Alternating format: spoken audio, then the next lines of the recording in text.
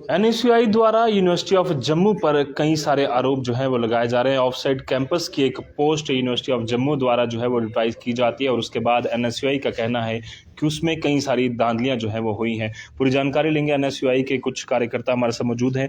किस तरह के एलिगेशंस आप यूनिवर्सिटी पर लगा रहे हैं, क्योंकि यूनिवर्सिटी ऑफ जम्मू देश की सबसे रेप्यूटेड यूनिवर्सिटीज़ में से मानी जाती है और आप इतने बड़े एलिगेशंस उन पर लगा रहे हैं। देखिए, ये तो बहुत बड़ा मजाक कर दिया आपने कि रेप्यूटेड यूनिवर्सिटी है जिसका रैंक 52 से 72 चले जाए, तो मुझे लगता है कि वो कंपटीशन से ज़्यादा जो है अपनी नॉन परफॉर्मर हो चुकी है। और मुझे लगता है जब यूनिवर्सिटी नॉन परफॉर्मर हो तो उन प्रोफेसर्स के ऊपर भी कोई अकाउंटेबिलिटी होनी चाहिए, लेकिन साफ तौर से दिखा गया कोई अकाउंटेबिलिटी नहीं है। लेकिन आज का मुद्दा कुछ और है, इसके ऊपर बात करेंगे कि किस प्रकार जम्मू यूनिवर्सिटी के वाइस चांसलर, रजिस्ट्रार, AR किस तरीके से अपने सिलेक्टिव लोगों को यहाँ पे एंटर करवाते हैं। 2007 में एक कंट्रेक्चुअल पोस्ट के ऊपर एक व्यक्ति को लगाया जाता है। उस पोस्ट का कोई नाम नहीं था, उस पोस्ट पे कोई स्पेसिफाई नहीं किया गया था कि वो पोस्ट है क्या है। वहाँ पे सिर्फ एक ही शब्द था, कंट्रेक्चुअल। और उस व्यक्ति को जब कंट्रेक्चुअल लगाया जाता है तो उसको लगाया जाता है भद्रवाह कैंपस में, और भद्रवाह कैंपस से कंट्रेक्चुअल आदमी कभी भी कठुआ कैंपस ट्रांसफर नहीं होता। कंट्रेक्चुअल पोस्ट है, कठुआ वो नहीं जा सकता था क्योंकि उसको लगाया ही भद्रवाह कैंपस में था। उसको रियासी भी घुमाया गया, उसको रामनगर भी घुमाया गया, उसको जमायूं जैसा रखा गया। और जब 2012 में यूनिवर्सिटी को लगा कि ये व्यक्ति जो है हमारी कई जो है इल प्रैक्टिसेस, करप्ट प्रैक्टिसेस में जो है हमारा साथ देता है और अच्छा जानकार व्यक्ति बन चुका है कि चोरियां कैसे की जाएंगी, तो उस आदमी के लिए कैंपस डेवलपमेंट ऑफिसर की पोस्ट क्रिएट की जाती है। और जब दूसरे लोग उसमें पार्टिसिपेशन करते हैं, दूसरे एस्पिरेंट्स उसमें एप्लीकेशन फॉर्म लगाते हैं, तो उसी समय जो है उसको जो है उसके एलिजिबिलिटी को चेंज किया जाता है। पहले एलिजिबिलिटी डिजायरेबल लिखा जाता है कि desirable minimum 5 year experience as offsite campuses, और उसके बाद उसको कंपलसरी किया जाता है, मैंडेटरी किया जाता है। और जब रिटन टेस्ट और सिलेबस इंट्रोड्यूस किया जाता है तो उस रिटन टेस्ट और सिलेबस इंट्रोड्यूस करने के बाद जो है जब डेट जो है उसकी पेपर की आती है, तो उससे पहले जो है एप्लीकेशन, ये अपने एनरोलमेंट आते हैं, उसके पहले एडमिट कार्ड आते हैं। उसी समय जब इनको पता चलता है कि गोनी जो है he is not gonna to qualify this written test, और उसी समय उस रिटन टेस्ट को क्वैश किया जाता है। और कोर्ट में जब इसकी याचिका फाइल होती है उसमें लिखा जाता है कि ये लोग सूटेबल नहीं थे इस पोस्ट के लिए, लेकिन तब भी गोनी को 3 दिन के बाद उसी सेम पोस्ट पे बैठाया जाता है। जो गेस्टेड पोस्ट थी उसको कंट्रेक्चुअल उसी व्यक्ति को क्यों लगाना था? क्योंकि उसको चोरियां चकातियां सारे पता थी यूनिवर्सिटी की। और मनोज धर जितने व्हाइट कॉलर बनते हैं है नहीं, इनको मालूम होगा कि इन्होंने अपने घर के अपने ही सदस्य की नौकरी किस तरीके लगाई। पहले प्रोजेक्ट फेलो की एक एडवर्टाइजमेंट निकाली गई, उसके बाद उसको 5 साल के बाद एक्सपीरियंस बना के कमेटी बनाई, स्पेशली कमेटी फ्रेम करने के बाद अपनी वाइफ को असिस्टेंट प्रोफेसर लगा दिया। ये कैसा मजाक था? और भी वहां पे लोग थे जो हमारे साथी थे, स्कॉलर थे, जो PhD नेट JRF थे, उनको निगलेक्ट किया गया।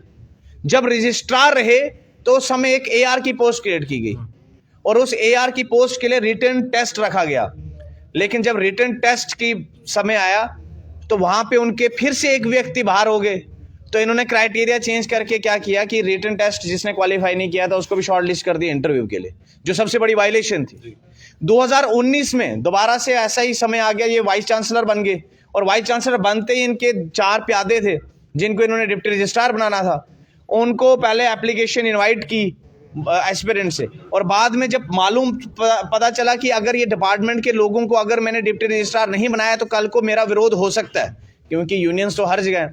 इन्होंने क्या किया कि उन्होंने वहां पे धज्जियां उड़ा दी, क्योंकि वहां पे रिजर्वेशन की धज्जियां उड़ा दी। SC ST की कोई पोस्ट नहीं की, उसको सबको जर्नल कर दिया।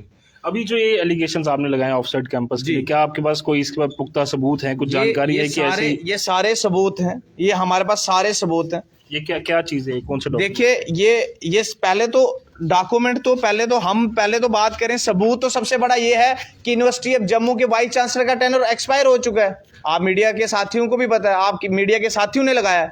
जब एक मीडिया ये अपना वाइस चांसलर जो है उसका टेन्योर एक्सपायर हुआ है तो वो सिलेक्शन कमेटी का जो है हिस्सा कैसे बन सकता है? वो अपने गेस्टेड पोस्ट की रिक्रूटमेंट कैसे कर सकता है? वो क्यों, कौन सी कैपेसिटी में? वो तो इनकॉम्पिटेंट आदमी है। तो आप जानबूझ के जो है उसने क्या किया है कि 8 तारीख को जो है एक एडवर्टाइजमेंट निकाली जाती है कि इंटरव्यू जो है कैंपस ऑफसाइड कैंपस जो है डेवलपमेंट ऑफिसर्स का इंटरव्यू 14 तारीख करना चाहता है, क्योंकि उसे पता कि 14 के बाद हुआ तो गोनी साहब का अंदर आना मुश्किल हो जाएगा। इसलिए वो 14 से पहले गोनी साहब को जो है चाहते हैं कि 14 के बाद जो है मीठा मुंह करके जाओ। और मैं दावे के साथ कहता हूं कि ये डिसाइडेड है कि गोनी जो है कैंपस डेवलपमेंट ऑफिसर जो है उसको ही बनाना है, क्योंकि यहां पे ऐसी पोस्टें पहले भी क्रिएट की गई हैं और उनके ऊपर भी एनएसयूई आपको सबूत देगी। ये सारे सबूत हमने इसलिए इकट्ठे किए हैं कि वाइस चांसलर साहब जो है वो हमारे तो रहे नहीं, अब तो पोस्ट खाली है। अब उसके लिए तो रिसर्च कमेटी जो है बैठी हुई है, वो फॉलोअप करेगी। और हमारी सबसे बड़ी डिमांड, अगर आपने कंडक्ट करवाना है इंटरव्यू, आपको लगता है कि इंटरव्यू कंडक्ट करवाना है, क्योंकि गोनी साहब की एज जो है उम्र भी जवाब दे चुकी है, क्योंकि ये लास्ट चांस था उनका, ठीक है। और उसकी 40 साल की क्राइटेरिया के लिए हिसाब से उन्होंने 1 जनवरी रखा था, 1 जनवरी 2020 से पहले 40 साल, क्योंकि 30 जनवरी को उनके डेट ऑफ बर्थ के हिसाब से 40 साल प्लस हो जाते हैं। तो ये जानबूझ के सिलेक्टिव अप्रोच है। और अगर इनको इंटरव्यू स्पेशली करवाना है तो ये वीडियोग्राफिंग से कराएं और एक फेयर सिलेक्शन कमेटी बैठाएं। इस तरीके से नहीं चलेगा कि पांच चोर ऑलरेडी थे और 6वें चोर को भी अंदर कर दें। तो आपकी मांग है कि वीडियोग्राफी के जरिए इंटरव्यू जो है, और पहले तो इसको रोका जाए और लेफ्टिनेंट गवर्नर साहब जो है इसके ऊपर जो है कोई ना कोई संगीन जो है लें, ताकि आने वाले समय में जो है इस तरीके से धांधलियां ना हो।